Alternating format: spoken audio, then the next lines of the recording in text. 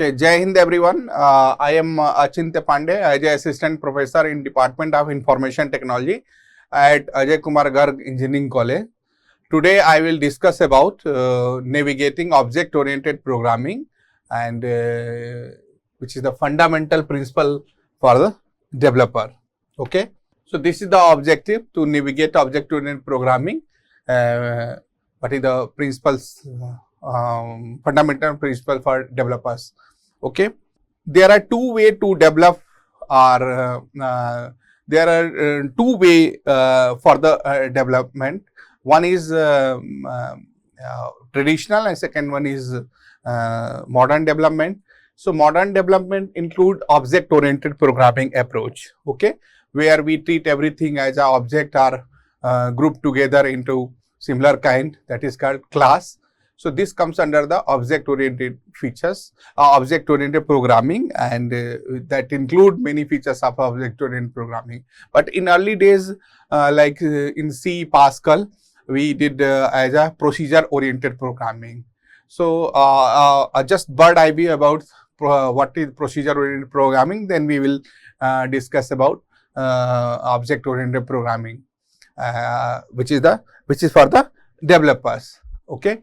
How a large program, how a large system could be developed using the object-oriented programming approach. Okay, so let's see the traditional way of developing software system was procedure-oriented programming, POP. So in procedure-oriented programming, here the problem is viewed as the sequence of things to be done, such as reading, calculating, and printing. Okay. So in procedure-oriented program, basically everything the task was divided into procedure, and the procedure is further divided into procedure. Everything into the some kind of functions, right? Modules, and each module is solved. So a large thing could be divided into the programming. Like in C, main is a module, okay, from where execution start, and they take so many functions. So we see that mainly function oriented approach was the procedure oriented programming. Like here we could see the structure of procedural programming. Main has say 3 component: function 1, function 2. Function 1 could have say function 4 and function 6 and so on. So this could be the hierarchical and modular approach, right? Okay, so the task was divided into various modules. Okay. Like in C, like in Pascal, we do procedure-oriented programming. Okay, so these all are basically different component, independent components. Okay, so we can say that like in C, even the program executes from main. Main contains so many user-defined function or system-defined function. So they are different modules. Even function 1 could call function 4, function 2 may call function 4, and so on. A kind of sequence or module approach that is called procedure oriented programs. Okay, so a procedure oriented program problem is represented by instruction or action. Actions are grouped into function. Flowchart are used to organize these actions, and the flowchart represent the flow of control from one action to another. Little attention is given to data used by the function. So in the procedure oriented programming, the data is given very little attention. The mechanism was basically based in the function. Methodology was the main thing, how to make a function out of that. Okay. Okay. So in a multi-function program, important data items are placed as a global, may be accessed by all function. Each function may have its own local data. Global data is vulnerable to an inadvertent change by a function. If data structure is revised, we need to revise all functions that access the data. Also, procedural approach does not model real world problem very well, because here emphasis is on action, not data. Okay. So out of that, here we can see that global data could be accessed by many functions, but local data could be accessed by the function. Okay. So in procedure oriented programming, data was freely available to all kind of functions, right? Data is freely available to all kind of functions. Okay. So we can say there was a security concern. It was less secure, less confidential and all. Okay, is freely available. So there is a concern. So for that we use the modern development that is called object oriented programming. So these all are some features of procedure oriented programming. Here emphasis is on doing things, that is algorithm, or we can say procedure or functions. Large programs are divided into smaller program known as a function. Most of the functions share global data. Data may openly around the system from function to function. There is no kind of secure the data, okay, because it was freely available, freely accessible to all that. So function transform data from one form to another, employs top-down approach in program design. Means procedure oriented programming follow the top-down approach. Next we will see that in object oriented programming, the bottom-up approach. Okay, sorry. What is the object oriented programming? So object oriented programming treats data. Here data is a very important. So here data as a critical element for the program development. Data does not flow. This object oriented programming doesn't allow data to flow freely around the system, because here we will introduce the concept of object. Everything we consider, things could be considered as an object. How the objects are going to communicate, that is the main things. So here recognition, or you can say emphasis, is on the data rather than doing mechanism and all. Okay, the data which is inside, they basically data is wrapped into some kind of some similar kind of things that is called class. So only the class functions it is called member function are allowed to access that data, not the data which is not member of the class, or you can say a class, we can say a data inside a class can be accessed only by that member function, not by the member function of another class. The class which belong to that data, they could only access by their functions. Okay, so that's why object oriented programming ties data more closely to the functions, okay, that operate on it, and protect it from accidental modification from outside function. Okay, problem decomposed into a number of entities called objects, and then builds data and function around these objects. So the concept of encapsulation, wrapping up data and function together comes, and that is called abstraction, encapsulation, all related things. Okay, so here we can see that organization of data and function in object oriented programming. This is one object, this is another object, and this is, say, another object. So one object may communicate with another object by passing the message. Okay, and that's why they could communicate. And what emphasis is given, that suppose let's say object A. Okay, so this object A are somehow it belong to some class. Okay, similar type object comes into a class. So this particular member functions could only access that data, that we will see further. Okay, so basically a class which is collection of similar type of data, they are wrapped into one unit, that is class.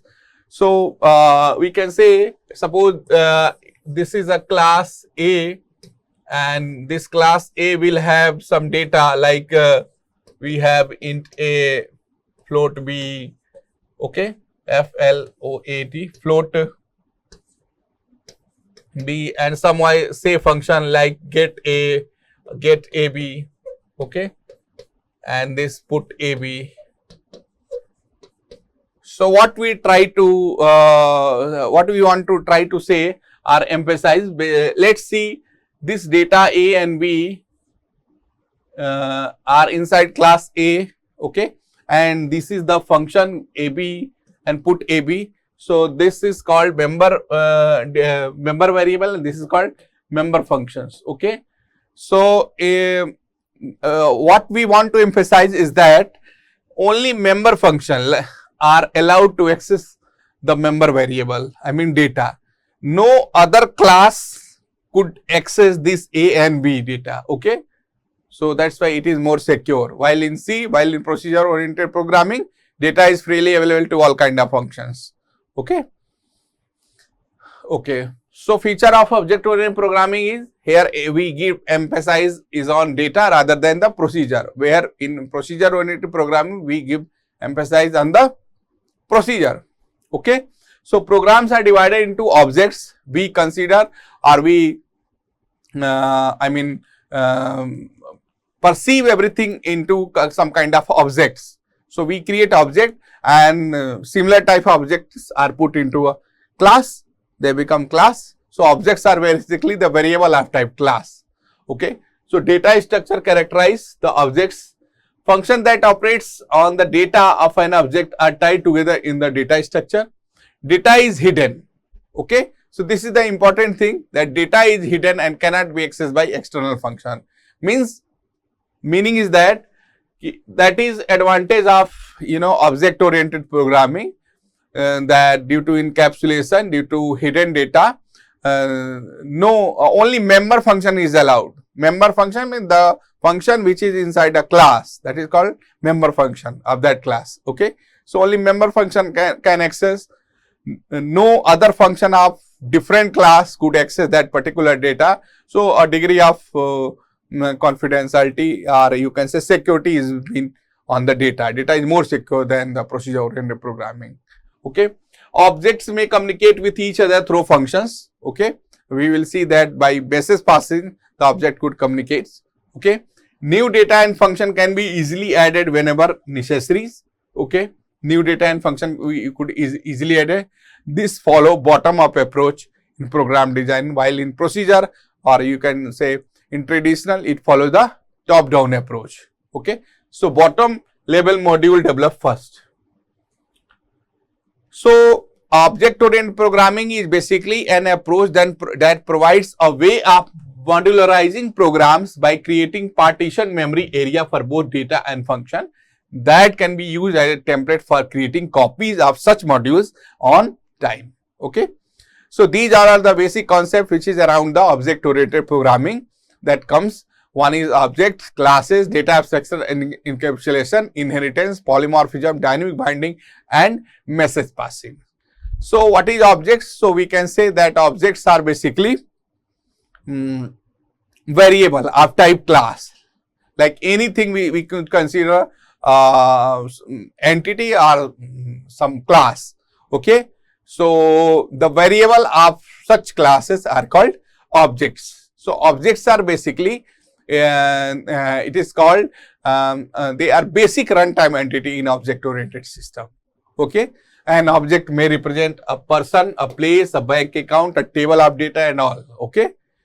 Object may also represent user defined data such as vector, time and list even. Programs objects match closely with the real world objects. Okay. We will see that program object very much closely to the real world objects. So, okay. So, representing an object, there are in my next video we will see that how we could represent into some kind of visualizing and all. So, there are diagrams. So, basically object can be represented by a rectangle, that is called object diagram, or it is called class diagram even. Okay. So, this is called how you are going to represent object into some kind of unified modeling language and all. So, it is represented by the rectangle, where we take object colon student. Okay. So, they have data and functions. So, similarly notations are used for the representation of objects. Now, what is classes? So, similar type of objects are grouped together into a classes. So, the entire set of data and code of an object can be made a user defined data type using the class. Okay. So, like we have student class, we have employee, we have company and all. Okay. So if let's say we have a class student, so a particular student will be the object. Like simply we use just like see, we use a variable of type integer. Okay, so a become the variable of integer. So integer is a class, or you can say predefined. Okay, a is a variable. Similarly, let's say we have a student class, so we could create student type variable like st1, st2 and like that. Okay, so this is particular object and this is the class. So class is the collection of similar type of objects. Okay, and these all are the variable of type user defined, that is the student, that is the class. So objects are basically the variable of type class. Okay, and we can create any number of objects like 1, 2 and or array of objects sometime. Okay, as per the need. So we could create like that. So we can create any number of objects belonging to that class. Okay, a class is thus a collection of objects of similar type, like mango, apple and orange. Orange are member of class fruit. Okay. Next concept, data abstraction and encapsulation. Data abstraction is basically abstraction is an act of representing essential feature without including the background details. Okay, or encapsulation means like we have just discussed that here data is hidden, means only member functions are allowed to access the member variable. Okay, so wrapping up data and function into a single unit, which is a class, is called encapsulation. So basically data and function are encapsulated. Okay, so this data is not accessible to the outside world. Outside world mean any member, any function out of that class, they could not be allowed to access. Okay, so only those functions which are wrapped in the class they can access, means member functions can access the member variable. Member function means the function which belong to the same class where the data is defined. So this feature is called data hiding, because data is not freely available to any class. Okay, only the function which is inside that class where the data is defined, they could only access.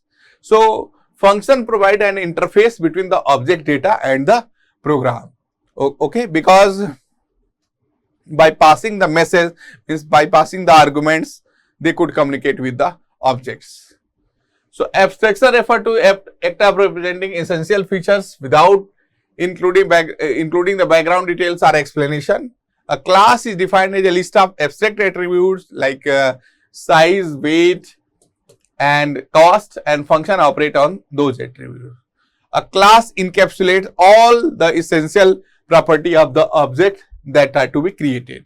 Attributes are data member, they hold the information. Function, sometimes it's called methods or member function, they are basically used to operate to access the member variable, or you can say data. Next one is inheritance. Okay, so inheritance, next feature we have just discussed about object and class. Inheritance is very important property of the object oriented programming system.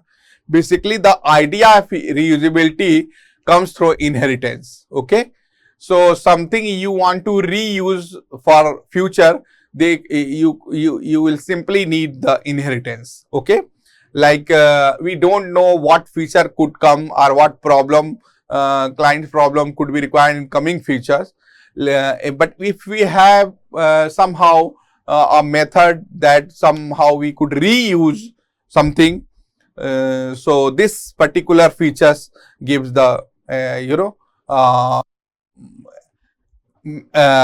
way by which we can do so. So inheritance is basically how we are going to reuse some class, like we have a class and you are going to for example we have a parent class and a child class. So child could reuse simply the features of parent class.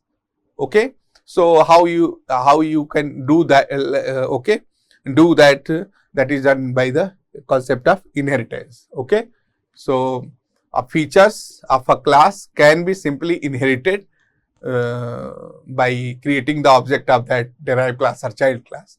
Okay. So, it is the process by which objects of one class acquire the property of objects of another class. Okay. How one object of one class acquire the property of another class? Property of another class means that suppose we have a base class and we have a child class of that base class. So, child class simply inherit the property of base class. Meaning is that the data and function of that particular base class become the member of data of that child class. So, by creating the object of simply child class, we could also access the functionality or data of the base class too. Okay. So, this supports hierarchical classification. Each derived class share common characteristic with the class from which is derived. Inheritance provides basically reusability, reuse a class, and this add additional feature to an existing class without modifying it. Like we have example, like we have bird class. This bird class could be into flying bird and non-flying bird. Okay, and the flying bird category would have say this robin and swallow. Non-flying bird, for example, we have penguin and kiwi. Okay, so we have a hierarchical, you can say, inheritance. So there are types of inheritance. How a base class could be inherited. There are so many ways, like we have single inheritance, we have multi-level inheritance, we have, like say suppose we have a class A and simply we want to inherit the feature of A, so we could create a class B.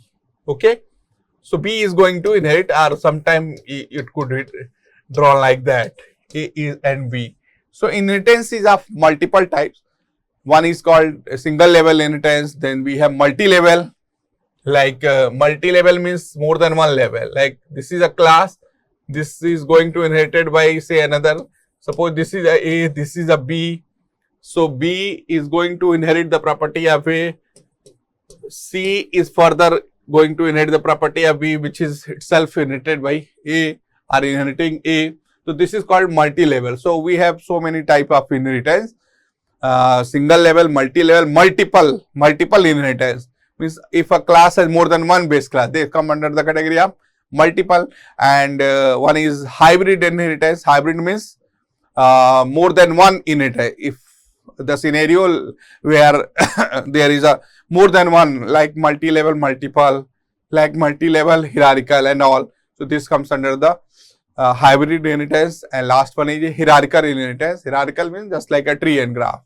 Okay, like this is a hierarchy. So this is a hierarchical inheritance. Next feature is a object-oriented programming, the polymorphism.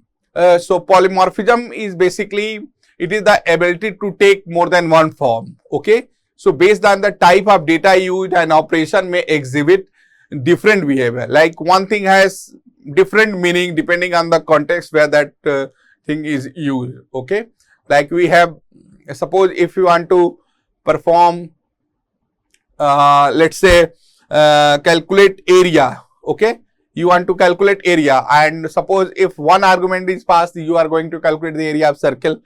If you want to pass two, you just pass two arguments, so the same area will the function area will calculate the area of rectangle. Similarly, you just pass three arguments, that area calculate kind of triangle and all those. Okay, so area is the same but calculating the different things. Okay, so polymorphism is basically the ability to take more than one form. The concept of polymorphism is implemented with the concept of function overloading or operator overloading.